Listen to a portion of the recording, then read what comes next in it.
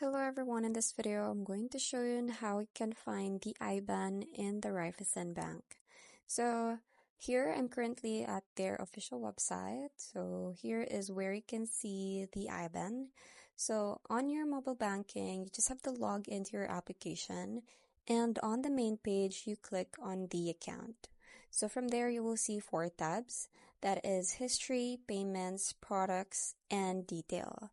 So what you're going to do is just click on the last tab, which is the detail. And in the detail tab, you can see the IBAN and SWIFT code of your account. So you can just copy on that one. And for the internet banking, so what you're going to do is you just have to search on this and then click on the blue login, which is this one, button in the top right corner, and then log in to your internet banking. From there, you just have to select the accounts tab from the top menu, and then click on account tile. In the left menu, you have to select the account details, and in the settings, you will find there your account details, including the IBAN. So that's pretty much it. It's very quick and easy. I hope you find this video helpful. Thanks for watching, and I'll see you in my next one. Bye!